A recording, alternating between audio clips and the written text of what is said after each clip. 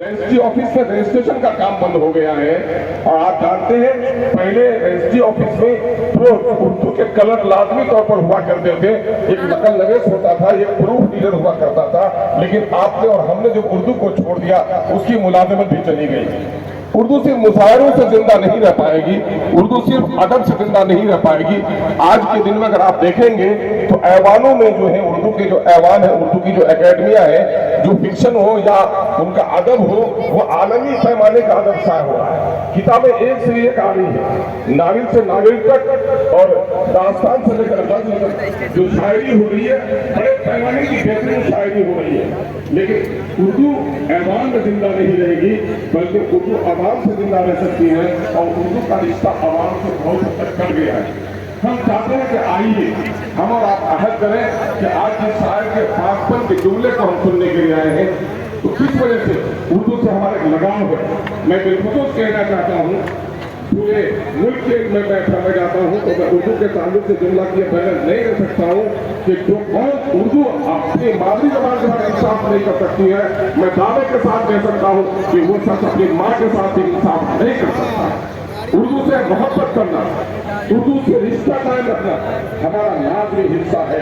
और आज उर्दू सिसक रही है, दम तोड़ रही है। मैं बात को खुद उर्दू आबादी से कहता हूँ कि तुम दिल्ली जाते हो, लाल किला की फसीलों को देखते हो, कुतुब मीनार की बुलंदी को देखते हो, जामे मस्जिद की आजमत और तकद्दुस को देखते हो, तुम्हारा सीना चौड़ा हो जाता है, तुम फख्र करते हो। मैं तुम्हें यकीन दिलाना चाहता हूँ कि लाल किला के पास होने से तुम्हारा तारीखी नुकसान हो सकता है, कुतुब मीनार की बुलंदी ढह जाने से तुम्हारा तारीखी नुकसान हो सकता है। लेकिन उर्दू जबान अगर सिमट गई तो तुम्हारा सिर्फ लिसानी और तारीखी नुकसान नहीं होगा, बल्कि तुम्हारी नस्लों का नुकसान होगा। जबान सिर्फ मुंह से निकलने वाली हवा और बामाना अल्फाज का नाम नहीं है। जबान अपनी तहजीब, अपने तमद्दुन और मादी की अमी, मादी की दौलत, मादी की अमानत हुआ करती है। आज उर्दू सिर्फ जबान नहीं है, उर्दू कल्चर का नाम है, उर्दू तहजीब का नाम है। आप जान रहे हैं कि इस मुल्क अजीज में जितना काम तारीखी काम, दीनी काम उर्दू में हुआ है, अरब में भी उतना नहीं हुआ है, पर्शियन में भी उतना नहीं हुआ है। इसलिए मैं उर्दू आबादी से गुजारिश करना चाहता हूँ कि उर्दू को संभालिए। अगर उर्दू को आपने नहीं संभाला तो आपका दीनी और अखलाकी नुकसान भी होगा। आपके बच्चे कितनी नजीर अहमद को नहीं पढ़ सकते, आपके बच्चे हाली को नहीं जानते, सर सैयद के दर्द भरे पैगाम से ना सुना है, इकबाल की पाकीज़ा ख्यालात से आपकी आबादी ना सुना है, चाहे हिंदी के लोग हो या उर्दू के लोग हो। मैं अक्सर ये जुमला कहता हूँ कि हिंदी के लोगों हिंदी को संवारो, उर्दू और हिंदी दोनों जुड़वा बहन है। अगर उर्दू मर गई तो हिंदी भी जिंदा नहीं रह सकती है। शंकर कैंगुरी साहब, आप लोगों का बड़ा फरीजा है, जमुना भी बहे, गंगा भी बहे, तभी संगम जिंदा रहे, संगम बाकी रहेगा। गंगा बहे और जमुना सूख जाए तो संगम बाकी नहीं रह सकता है। उर्दू अगर मिट जाएगी तो हिंदी भी जिंदा नहीं रह सकती है। मैंने कहा वाकया सुनाया कि गांव की दो जुड़वा बहन थी, दोनों की पैदाइश एक साथ हुई, रंग रूप एक साथ था, चोट किसी को भी लगती तो आंसू के कतरे दोनों के आंखों से टपकते। ससुराल गई, दोनों के साथ मेहंदी लगी, लेकिन एक दुल्हन को जब जहर दे दिया गया तो दूसरी दुल्हन भी मर गई थी। यकीन जानिए जो सर सैयद ने कहा था, हिंदू और मुसलमान इस प्यारी दुल्हन की दो रसीली आंखें हैं, किसी एक को तोड़ दोगे तो हमारा हिंदुस्तान जो दुल्हन है उसकी शकल सूरत बिगड़ जाएगी। यकीन जानो हिंदी आबादी के लोगों, अगर उर्दू मिट गई तो हिंदी जिंदा नहीं रहेगी। और हिंदी ही नहीं बल्कि हमारी जो गंगा जमनी तहजीब, हिंदू और मुसलमानों के दरमियान में जो रफाकत है, जो मोहब्बत है, प्रेमचंद के जो अफसाने हैं, अलगू चौधरी और जुम्मन के जो किस्से उसने बयान किए हैं, हिंदू और मुसलमानों की जो दोस्ती और उल्फत रही है, इस जबान ने हमें जोड़ कर रखा है। आइए हम और आप अहद करें कि इस वक्त उर्दू के जितने मसाइल हैं सब मिलकर लड़ेंगे। मैं किसी पर तनकीद नहीं करना चाहता, उर्दू का खादिम होने की हैसियत से मैं आपकी तवज्जो मरकूज कराना चाहता हूँ और लोगों से मुतालबा करना चाहता हूँ कि उर्दू के ट्रांसलेटरों की बहाली क्यों नहीं होती। 70,000 से ज्यादा उर्दू टीचरों की जगह खाली है, वो उर्दू क्यों नहीं बहाल किए जाते। उर्दू अकेडमी की जगह खाली पड़ी हुई है, उर्दू मसावरती कमेटी की जगह खाली हुई है। उर्दू का एक अहम शोबा है जिसका डायरेक्टर कई सालों से मुस्तार है, मांगा हुआ है, डिपुटेशन पर है। मैं कहता हूं कि उर्दू के मसाइल को हल कीजिए, अपने घरों में उर्दू को जगह दीजिए। मेरे एक बात से जबान फिसल गई थी तो बड़ा चर्चा हुआ था, लेकिन मैं तमसीलन भी कहता हूँ कि आज उर्दू आबादी में जाइए और उर्दू के अखबार तलाश कीजिए, तो उर्दू अखबार तलाश करना अब उर्दू आबादी में लगता है ऐसे कि सिखों की बस्ती में हम नाई की दुकान तलाश कर रहे हैं। उर्दू पढ़ने से लोग उर्दू गए, हमारे बच्चे उर्दू पढ़ने से घबरा रहे हैं, उर्दू की तहरीर उनकी खत्म हो गई है। उर्दू के मुशायरे को कामयाब कीजिए, उर्दू के शोरा को इज्जत बख्शिए, उर्दू का एक पर्चा, उर्दू का एक अखबार अपने घरों तक जरूर पहुंचाइए। अगर उर्दू जिंदा न रही, यकीन जानो हिंदी मुसलमानों तुम्हारी तारीफ भी बाकी नहीं रहेगी, और हिंदू और मुसलमानों का जो रिश्ता है यह पाकीज़ा रिश्ता भी बाकी नहीं रहेगा। जरा मुड़कर देखो, यही साउथ में तेलुगु और कन्नड़ के नाम पर रियासतें अलग हो गई, पाकिस्तान का 2 टुकड़ा सिर्फ हिंदी और बांग्ला के नाम पर हो गया। आस्कर आनंद ने कहा था, किसी कौम को तुम तबाह करना चाहो उसकी नस्लों की गर्दनों पे शमशीर मत चलाओ, उसकी मादरी जबान छीन लो। जब कोई काम मादरी जबान जिसकी छीन जाती है वो कौम तो जिंदा रहती है, लेकिन अपनी मादी की वरासत से महरूम हो जाती है, वो यतीम हो जाती है। आइए हम अहद करें, उर्दू लिखेंगे भी, उर्दू पढ़ेंगे भी, अपनी दुकान की पेशानी पे अपने कलम से नजराना लिखते वक्त, नात पढ़ते वक्त उर्दू का हम इस्तेमाल करेंगे, वरना सिर्फ जबान से हम उर्दू की बात करते रहे और उर्दू के कालिब की हमने हिफाजत नहीं की, रस्मुल खत की हमने हिफाजत नहीं की, तो उर्दू में जो चाशनी हो बाकी नहीं रहेगी। उर्दू जिंदाबाद। आज का ये बेहतरीन पद मुशायरा जिंदाबाद। बहुत बहुत शुक्रिया। सलाम आदाब।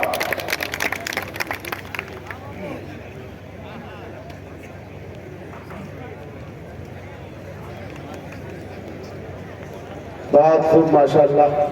अख्तर साहब अपनी बात रख रहे थे। अब मैं चाहता हूँ दोस्तों को एक जिंदगी की मिसाल है हमारी सीमांचल की सरजमीन, बड़े भाई पिंटू चौधरी साहब मौजूद हो और उनको ना बुलवाया जाए। जोरदार तालियों से इस्तकबाल करें जनाब मुखिया पिंटू चौधरी साहब का। कांग्रेस पार्टी के जिला अध्यक्ष हैं और बिशनपुर से मुखिया भी हैं।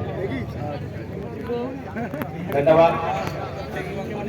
इस पे मौजूद जिला परिषद अध्यक्ष महोदय, विधायक अब्दुल इमान साहब, मौजूद विधानसभा प्रत्याशी रह चुके शाहिद भाई, आए हुए तमाम कलाकार, यहाँ के वर्तमान जो मुखिया है छोटे भाई अबू सलमान साहब, बगल के मुखिया अबू नशर साहब, और इस कार्यक्रम के आयोजन करता कहे या कन्वेनर कहे बड़े भाई इंजीनियर असलम मलिक साहब। मैं दिल की गहराई से सबसे पहले इंजीनियर असलम मलिक साहब का धन्यवाद ज्ञापित करता हूँ कि आपने इस इतने बड़ा कार्यक्रम आयोजन कर इस क्षेत्र में एक संदेश देने का काम किया। इसके लिए जिला कांग्रेस कमेटी के अध्यक्ष होने के नाते मैं आपका दिल से आभार व्यक्त करता हूँ। आज इमरान प्रताप गिरी जी को हम लोगों ने बागडोरा एयरपोर्ट से रिसीव कर सर्किट हाउस लाया है। कई कार्यक्रम रास्ते में, क्योंकि वो ऑल इंडिया कांग्रेस माइनॉरिटी विभाग के हमारे चेयरमैन भी है, साथ ही साथ राज्यसभा के सांसद, अकलितों दलितों दबे कुचले की आवाज है। आप सब उनका सुनने के लिए आए। निश्चित रूप से बहुत जल्द वो आपके बीच होंगे। उससे पहले बड़े हासिल साहब, हमारे भाई साहब, इस नाची को 2 शब्द कहने का मौका दिया, मैं उसको दिल की आभार करता हूँ, धन्यवाद करना करता हूँ। ये कार्यक्रम तो एक तरह से सामाजिक ताने बाने को मजबूत करने के लिए, आपसी भाईचारगी को बढ़ाने के लिए, गंगा जमुना तहजीब, हिंदू मुस्लिम एकता को बढ़ाने के लिए भारत जोड़ो मुशायरा के नाम से रखा गया है। इसके लिए इंजीनियर असलम मलिक साहब का सार्थक पहल है। आप सभी जानते हैं श्री राहुल गांधी जी की भारत जोड़ो यात्रा का परिणाम सामने में क्या आया है, कर्नाटक का परिणाम ये बताने के लिए काफी है। तो इस देश में जातिवाद के नाम पर, हिंदू मुस्लिम के नाम पर, नफरत के नाम पर जो राजनीति कर तो एक दीवार खड़ा किया गया। इस दीवार को तोड़ने के लिए राहुल गांधी जी ने जो संकल्प लेके आगे बढ़ने का काम किया है, उसी को इमरान प्रताप गिरी जी आगे बढ़ाने के लिए हल्का कमलपुर के दोस्तों, मेरे नौजवान साथी, ये हिंदुस्तान एक फूलों का बगीचा है। कश्मीर से लेके कन्याकुमारी तक तरह तरह के फूल हैं। इस बगीचा से एक भी फूल पास नहीं है, पास नहीं लिया सभी धर्म सभी जाति सभी वर्ग के लोग हैं। इस बगीचा से एक भी फूल खत्म किया जाएगा तो इस बगीचा की शोभा खत्म हो जाएगी। इस बगीचा की शोभा एक हिंदुस्तान की खूबसूरती है। कश्मीर से कन्याकुमारी तक जो हम एक है, हमारी अखंडता पूरा विश्व घबराता है। इतना ही नहीं, इस हिंदुस्तान को आजादी दिलाने में जितना हिंदुओं ने खून बहाया है, उतना मुसलमानों ने खून बहाया है। मतलब আমরা সাউন্ডের প্রচার করব তো इसलिए बराबर है। देखिए कुंडा मीटिंग मत बेसी लोग राजनीति फैलने के लिए, हमें आपस में लड़ाने के लिए, हमें बांटने के लिए कुछ चुनने लोग हमारे बीच में जुड़ान कराने का प्रयास करता है। तो कामयाब भी हो जाते हैं, लेकिन उस क्षण भर के लिए कामयाब होंगे, वो हमेशा के लिए कामयाब नहीं होंगे। हम यहाँ जा रहे हैं, एक तरफ से मस्जिद से अजान की आवाज और दूसरे तरफ से मंदिर से संत की धूप हमारे कानों में अमृत घोलता है। हम गर्व से कहते हैं हम हिंदुस्तानी थे, हम हिंदुस्तानी है और हम हिंदुस्तानी रहेंगे। सबसे पहले हम हिंदुस्तानी है, उसके बाद हम हिंदू है, उसके बाद हम मुसलमान हैं। मेरे दोस्तों, 9 महीना माँ के कोख में आप थे, 9 महीना माँ के कोख में मैं भी था। जन्म के बाद पाला सब माँ आपने भी कहा, माँ मैंने भी कहा। किसी ने कुरान पढ़ी, किसी ने गीता पढ़ा। कुरान में ये नहीं लिखा किसी हिंदू को सताओ और गीता में ये नहीं लिखा किसी मुसलमान को सताओ। तो फिर हम अलग कैसे हो सकते हैं? ये हमारा ताना बाना है। ईद के मौके पर हम आपके घर में सेवैया खाने जाते हैं और दुर्गा पूजा में आप हमारे घर में मिठाई खाने आते हैं। ये ताना बाना को कोई खत्म नहीं कर सकता। ये हमारे बीच में जो कुछ नफरत की आग बोने के लिए, नफरत बीज बोने के लिए जो आए हैं, उसी को खत्म करने के लिए, बनाने के लिए भारत जोड़ो यात्रा श्री राहुल गांधी मैं जा रहा था, माइक के पास जा रहा है ना, माइक के साउंड वाला आएगा। और मैं इंजीनियर असलम अली साहब का धन्यवाद ज्ञापित करता हूँ कि आपने इस अल्लाह की पाक सरजमी से पहुंचा दामन की पाक सरजमी पे इमरान प्रताप गिरी को राहुल गांधी जी का जो चाहते हैं दाहिना हाथ है, उनको बुला के एक संदेश देने का काम किए है। और इमरान जी जब आएंगे, आप उनको सुनने के लिए आए हैं, तो निश्चित रूप से एक अच्छा संदेश जाएगा। धन्यवाद ज्ञापित करता हूँ।